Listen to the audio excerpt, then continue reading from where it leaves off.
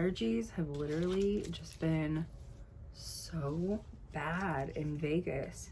I knew I owed you guys a follow-up video. I'm doing better. You can see I have a cough drop in. Hang on. See, the swelling's gone down. Thank God. We're back on track. We're functioning again. I haven't had any problems. I got messages from some of the people that I went with. They're still having some issues in their house. Thank God I'm not. I'm good. So yeah, this is just gonna be a hangout with me vlog. I'm so used to doing paranormal content where I do things just a certain way, and I'm not used to like the lifestyle content yet, and like this is me trying to do that because there's some of my favorite creators out there that I even watch, and I like to see them like behind the scenes just hanging out, their day-to-day stuff, because it makes me feel like a part of their world. And I was like, I need to start doing more of that content. I started this look earlier, but I did not finish it. So I'm using the Beauty Bay, the Cool Neutral palette.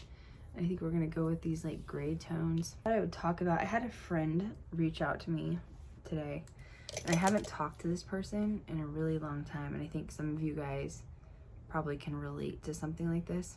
So this friend of mine, I knew him way back in like middle school, and we were really close, but like out of nowhere, he pretty much disappeared, and no one really knew what happened. I had suspected what happened, which was he was kind of in the process of coming out of the closet, and like he wanted to tell everyone he was gay, and some of the people in our friend group really like shamed him in like the worst way possible. And I think because of that, he just like didn't feel safe really letting anybody know what was happening. I think he assumed if a couple of people were gonna judge him, that like everyone was. I'm gonna be honest, I always knew he was gay. You know what I mean? Like, although I'm a cosmetologist and like in my industry, I've worked with a ton of gay guys. Like some of my best friends have been gay guys. Gay guys are the best. They're your best wingman, you know? But he was still scared to tell me, and it was just kind of like one day he was there and one day he wasn't. Years kind of went by, and I mean, honestly, we were kind of close. Like, I wouldn't call him a total best friend. Yeah, I mean, there were points we would be best friends because he had the same music interests as me at that time. Like, I was into Britney Spears, and he was obsessed with Britney Spears. And then I liked, like, there was always this like conflict in high school of like Backstreet Boys versus like, you know, NSYNC, and I was more of like a Nick Carter fan. And he always told me he thought Nick Carter was hot, so I just kind of assumed he was safe with my energy. And, you know, but he had pictures of Britney Spears up too, so I thought maybe he was bi, but I never said anything, like whatever, you know. But yeah, he kind of just like disappeared, so we ended up reacquainting years and years later. And it went really well, honestly. Like, you know, I'm gonna be real, when we were in high school, or like, you know, even middle school, we were both kind of obnoxious, and I just had a really big, if I got comfortable with people that I liked, I had a really big personality. And he was really loud. He was really loud, which is weird because he was born in October, which means he was a Libra. And like, I mean, Libras can be known for liking, like, enjoying gossip or whatever, but he wasn't really like, he acted more like a fire sign. He must have had really predominant like fire sign, you know, fire sign placements in his chart. And he was that kind of person where he would just attract anybody in. Like when we were out in public, he would just magnetically pull people in, and I was kind of fascinated by it, and I started learning from him, you know. But so after high school, we got reacquainted. He was in a really serious relationship, and I really liked the guy. It was a guy, so he did end up coming out of the closet, and I ended up finding out that he switched schools because he was just scared he was gonna get like bullied and picked on, and he ended up kind of going to like a private school where he could just finish school and then just like not be bothered, because a couple of our really close friends in our friend circle ended up treating him like crap, and I was really mad about it because we'd all grown up together, and I was like, well, why are you judging him because he's gay? Like, who cares? Anyway, when we got reacquainted later on, he had this boyfriend, and he was really sure that he was like gonna get married to this guy. And you know, so what we would do is like, and at the time I was also married. I'd already been married, so this is like my mid-20s at this point. And we would have like weekends, like like evenings on Sundays, where we would meet up at his house and we would do wine. We would have like a wine and cheese night, and it was just him and his fiance and me and my husband, and it was just really low key. And it was really nice to reacquaint with him after he'd kind of been out of my life for so many years. And like I said, I'd always wondered what had happened to him. Long story short, he ends up losing a family member. Now this is the point where I'm already living in Las Vegas, and I'm still married at this point. And at the same time he loses this really important family member to him, his boyfriend calls off the engagement and breaks up with him. And he's pretty much just like traumatized by the whole thing. He doesn't know what to do. On one thing at a time, like, you know, you have to settle the estate of this deceased family member. That's your number one priority. And I know that you need to like heal from the breakup, but like he was going to be inheriting a lot of money, so he needed to focus on what he was doing. Helped him through that a lot. He was like, my ex is in California, like kind of outside of LA. I think it was like Long Beach. And he was like, I really think I'm going to take a road trip from Colorado and I'm going to go see my ex in Long Beach. And I was like, oh, that's cool. You should stop by, you know, Las Vegas on your way and, you know, stay and hang out with me for a couple days. Like, I have a spare room, and I had known how much he had been through, and I just thought maybe he could come hang out for a couple of days and stay, and maybe that would just sort of help him heal. I think he was really hoping that when he went to Long Beach, he'd be able to heal the relationship, and it didn't end up working out that way. He comes to my house, so it's like a 12 or a 14-hour drive. He drove. He bought a new truck because of the inheritance, and he, you know, of course he could afford to fly, but he really just wanted to do like a solo road trip. It's like very much when you're kind of just like experiencing like life, and you just kind of need that road trip time to yourself to like sort of clear your head and think. So he comes out to Vegas, and at the time I owned this beautiful house with my ex, right? Like, I lived in this really expensive, beautiful neighborhood. Like, I had literally a mini mansion.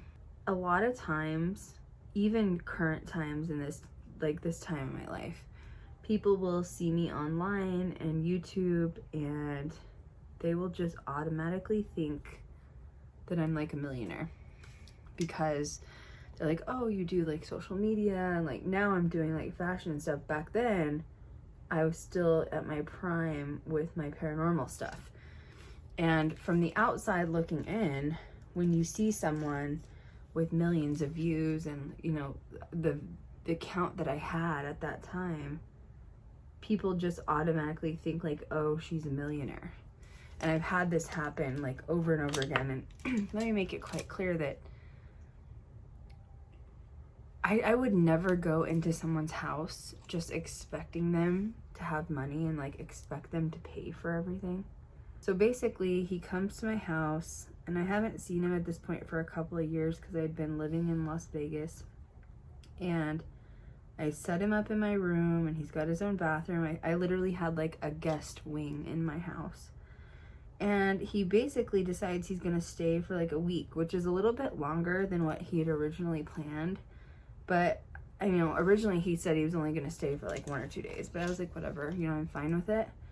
And he comes to my house and basically just doesn't buy groceries. And by the way, this person just eats a lot. And he's just eating me out of like house and home. Like, and for the first few days, I was kind of like, okay, you know, like, he's going through it. Like, I'll just cut him some slack. Like, I'm fine. But it just, every day, it just kept going and going and going. And he kept just eating food. Not, you know, even when we would go out to dinner, like in Vegas, I would take him to some of my favorite restaurants, and he just like waited for me to pay. And it was crazy because Like, I like that equal give and take. Like, I'll pay this time, you catch us next time type of thing. But he never did it. And he had just gotten this huge payout from his inheritance. And he was, like, being really cheap. Just didn't want to spend a penny. So then he was like, okay, so I'm going to Long Beach. Why don't you go with me to California? Because you know the area I used to live out there. It'd be really fun if we, like, went together and just kind of, like, hung out, you know, if you showed me around LA, because he'd never been to Los Angeles.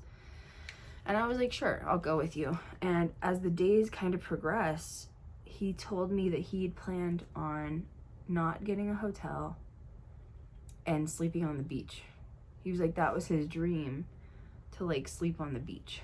I was like, do you know there are homeless encampments and you're not even far from Skid Row, and that's just not safe to do that? Care. He wanted to sleep on the beach, and that was his final decision. He's like, I'll just lock all my personal belongings, including my wallet, like, you know. And by the way, I think it's illegal to sleep on the beach, at least most parts, but and this is pre-pandemic, before COVID hit, you know. He's like, I'll just keep all of my, you know, expensive stuff in my truck. And I was like, I'm not sleeping on the beach. He's like, I'm gonna go buy a tent. And he was like dead serious about it.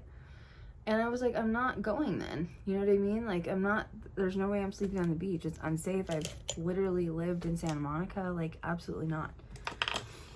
And he got angry. He got, like, mad, and he got, like, aggressive about it.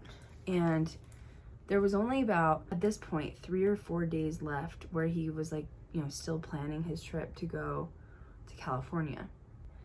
Now, at this point, he's mad that I'm not wanting to go with him to sleep on the beach. And by the way, making me pay for everything. And I'm kind of getting angry at this point, because it's been like 4 days, and like, I'm not a millionaire. I shouldn't have to be responsible for a grown man, you know, every single meal. It just was ridiculous. He wanted to do like tourism in Vegas, and I was driving everywhere, and he wasn't compensating. And I was just, I'd had it. Like, I was really annoyed. And so at this point, he starts trying to convince my husband at the time, my now ex-husband, to basically talk me into going to sleep on the beach. My ex-husband's like, she's not gonna sleep on the beach, dude. Like, and so he comes up to me, he's like, well, if you don't want to sleep on the beach, then you have to get us a hotel and pay for it. And I was like, excuse me? So anyway, what ended up happening was, I basically said, just go, you know, to California by yourself. You're gonna see your ex-boyfriend. Like, you'll have more fun without me, is kind of how I worded it. And then he's like, okay, well, I'm gonna go to California for like a week, and then I'm gonna come back and stay with you. And I was like, I'm not letting this guy back in my house. You know what I mean?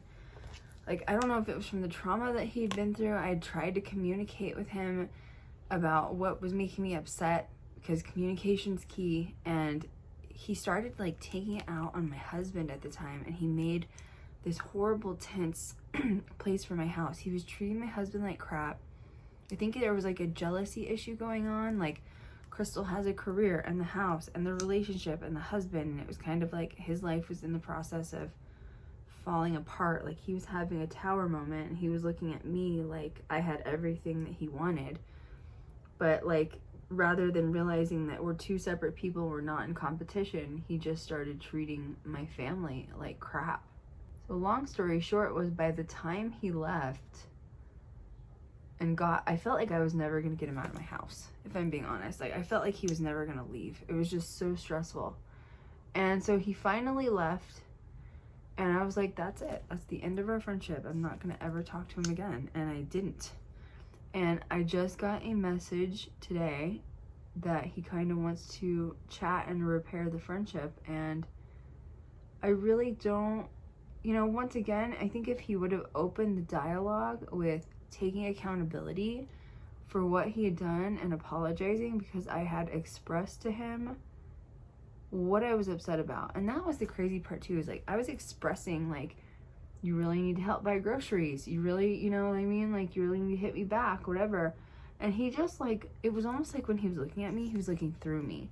Like, I genuinely think this guy thought that I was a millionaire because I was on YouTube, and that I was basically like crying poor to try to make him feel guilty. And he was like looking at me like it was a joke. Like, there's no way she's actually serious. And it was just rude because I would never go stay at someone's house and just expect them to pay for everything. Like, that's just wrong. That's the story for today, because I don't know if I really want to open up that can of worms again. It's been interesting because a lot of my high school friends are just now finding out about my mom's death.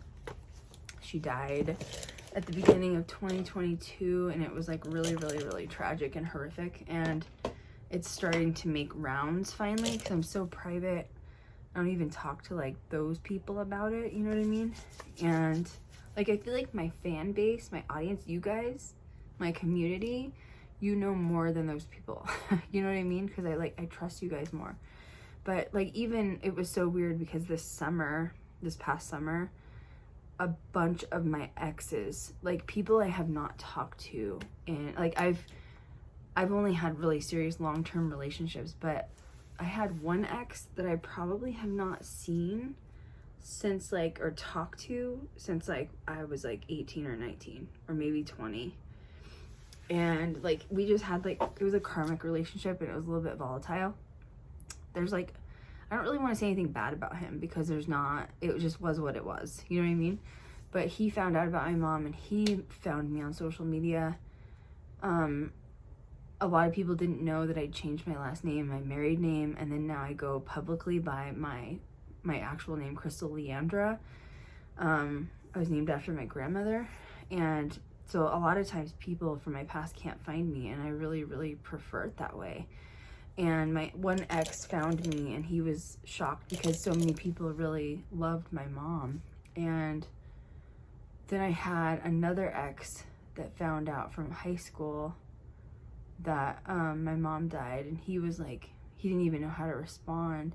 It was kind of nice though, I guess, when these people sort of reached out to say like, hey, how are you? And I'm sure that's what this past friend is trying to do today. But I'm just in a new era of like healing and no trauma, and like only allowing good people to be in my life and good people to like be in my energy. I think it's fun to reminisce sometimes with some people.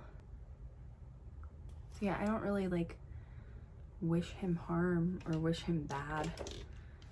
I just think I need space. I don't think that's wrong. Clearly, it says a lot that I was more willing to talk to my karmic ex than I was willing to talk to this friend. You know what I'm saying? So yeah, let me know if you like this content. My hair is like out of control today. I love you guys. Catch you guys next time. Love you.